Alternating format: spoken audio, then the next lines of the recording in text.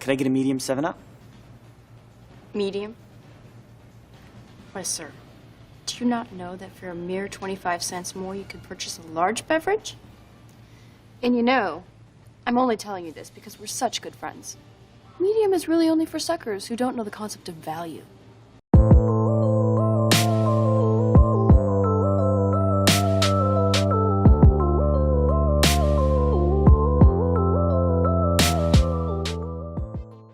Ghost World is a film that came out in 2001 that's written and directed by Tyree.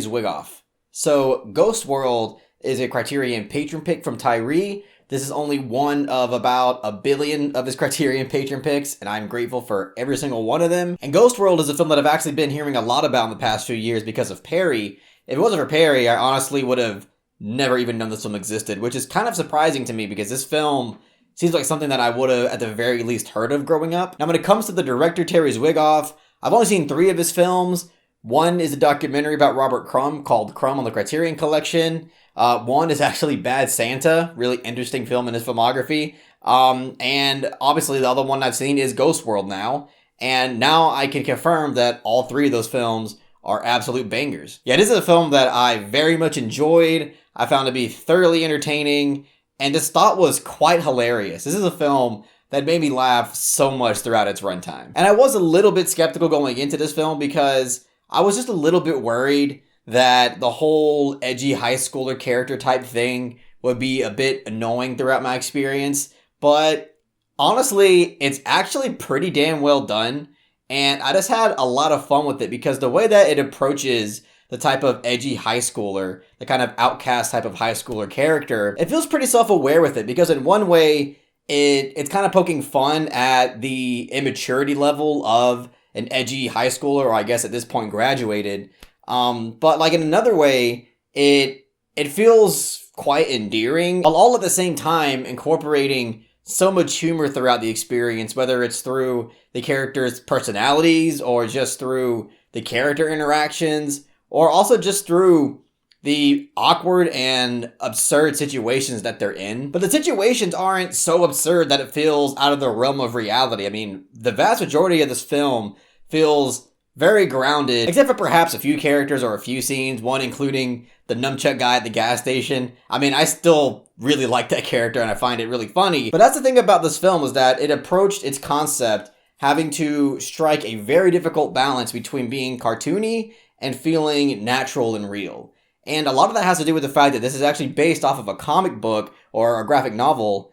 And you can tell that not only by like some of its cartooniness and, you know, some of its absurdities, but also just with the color palette. I mean, this film is quite an eye-popping film. And it's not eye-popping in the sense that the cinematography is just god tier and the framing and the lighting is just lit beautifully. It's mostly because of the color palette and the art direction, because a lot of the colors in this film just reek the 90s. And I know that this film came out in 2001, but this film felt so 90s to me. And again, it has a lot to do with the color palette. There's a lot of greens, a lot of purples, a lot of orange. And it's just something about those colors that radiate and resemble that wacky type of color palette that we got in the 90s. But another thing about this film that I feel like makes it intriguing is the fact that, as I mentioned a little bit earlier, it all takes place post-graduation. And it takes that post-graduation concept as a way to explore its central themes and its character themes regarding finding yourself, discovering what it is that you want out of life, dealing with adult consequences and responsibilities, dealing with the harsh reality of having to grow up and take a leap. And I think it explores these things in a pretty subtle way, but in a compelling way. And this film's main focus is actually more geared towards the dynamic between Thora Birch's character and Steve Buscemi's character. And I mean, Scarlett Johansson's character is important in her own way and she has her own thing going on. And I did really like her character. I thought her type of edginess was really silly and entertaining. And I just really like seeing her do that low voice that I don't really see her do at all in any other movie. Gosh, they're so retarded. That guy over there is giving me a boner. But unfortunately, I do have to say that her character eventually gets a bit sidelined as the plot progresses.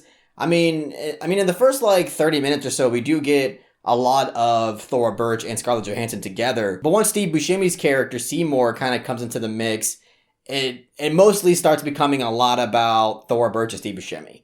And, you know, I didn't mind that in a way because I do feel like their dynamic is quite compelling because they both kind of share a similar annoyance and hatred with the world, which kind of would explain why Steve Buscemi is in the place that he is in his current moment. And I like their dynamic a lot, and I really like Steve Buscemi's character a lot.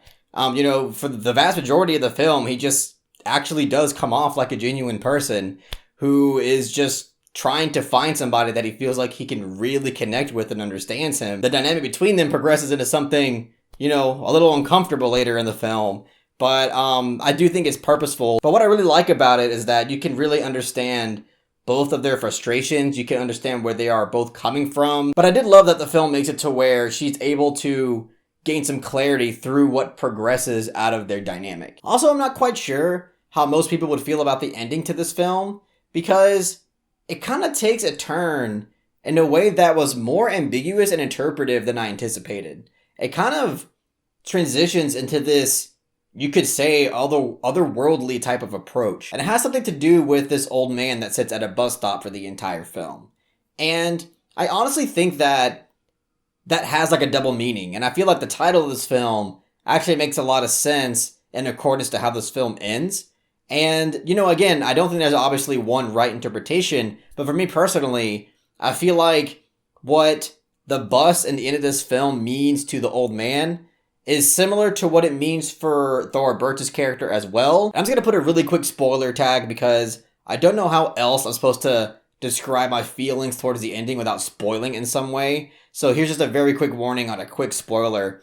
But to me, in terms of the old man, I actually interpret that he was a ghost. This is a guy that's been dead for a long time, and the bus only decides to come when mentally he's able to come to the terms of the fact that he is dead and let go of the past and move on. Now, when it comes to Thora Birch's character, it's very similar in the same way that I said. I don't think that she's dead like the same way the old man is, but I do feel like her character, in the same way of the dead man, has to let go of the past and take a leap forward and just move on to a more adult and mature aspect of her life. So for me personally, I really enjoyed the ending because I think it serves as an excellent discussion piece and think that there is actually a lot of thought and creativity poured into these character themes and into the conclusion of it all. So I'm going to give Ghost World a solid 8 out of 10. Now we're the newest members of the general population.